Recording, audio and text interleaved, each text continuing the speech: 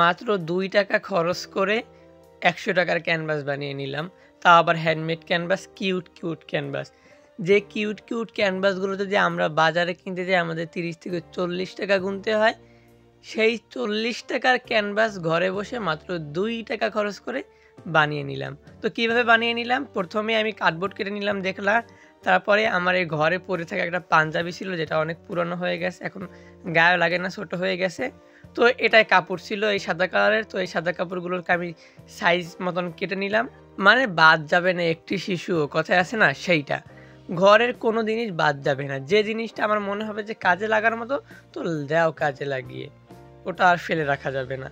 তো যেহেতু এগুলো পড়েই থাকবে, নষ্টই হয়ে যাবে। তো এটা দিয়ে যদি আমি একটা কাজ করতে পারি, সেই কাজটা যদি অনেক দিন আমার কাছে থাকে আর সেটা যদি আমার প্রিয় একটা কাজ হয়ে যায়, তো আর কি লাগে।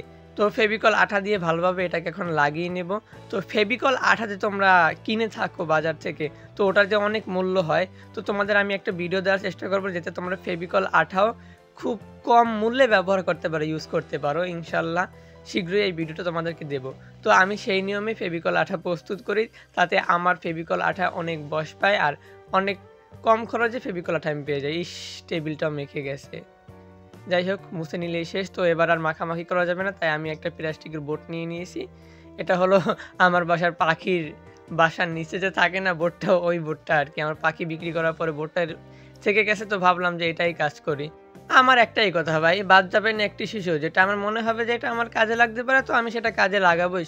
তো সে যেই হোক না কেন, মানে যেই পার্সনই হোক না কেন। তো এবার আমি একটা গোল ক্যানভাস বানাবো, মানে গোল সাইজের ক্যানভাস।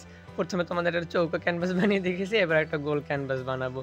তো এভাবে চাইলে কিন্তু তোমরা কার্ডবোর্ডগুলোকে যে কোনো সাইজে কেটে কাপড়গুলো লাগিয়ে ঘরে থাকা যে কোনো কাপড় তোমরা ইউজ করতে পারো, কারণ এটার উপরে তোমরা জেসু অ্যাপ্লাই করবা। জেসু অ্যাপ্লাই করলে ক্যানভাস এমনিতেই সাদা হয়ে যাবে, কোনো সমস্যা নেই।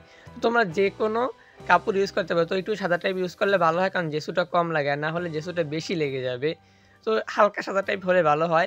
আর যদি কালো ক্যানভাস করতে চাও, তো জেসু তো কালো ব্যবহার করতে হবে। তো কালো জেসু ব্যবহার করলে কালো ক্যানভাসের ক্ষেত্রে তোমরা যে কোনো কালার নিতে পারো, কারণ যে কোনো কালারের উপরে কালো অটো লেগে যায়। তো আমার কিন্তু কতগুলো ক্যানভাস বানিয়ে আমি আগেই রেখেছি, তোমাদেরকে এই দুইটা দেখালাম। তো দুইটা মোটামুটি করা শেষ। এখন এটার উপরে জেসু অ্যাপ্লাই করে শুকিয়ে নিলে আমাদের ক্যানভাস কিন্তু প্রস্তুত হয়ে যাবে। তো জেসু বানানোর একটা ভিডিও আছে। আমি এখানে কোম্পানির জেসু ইউজ করতেছি, কিন্তু জেসুও কীভাবে হ্যান্ডমেড বানানো হয়, বানানো যায় আর কি। যাই হোক, মুখে যা আসছে তাই বলতেছি, তো কারণ কোনো প্রকার কোনো স্কিপ দিতেছি না, যা আসছে তাই ভয়েস দিতেছি। তো আর কি, জেসু কীভাবে ঘরে বসে বানানো যায় কম খরচে, সেই ভিডিও কিন্তু আমার চ্যানেলে দেওয়া আছে, তোমরা চাইলে সেটাও দেখতে পারো।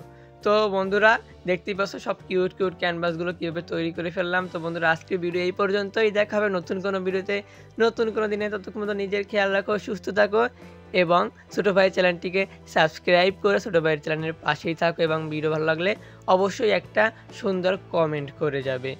টাটা।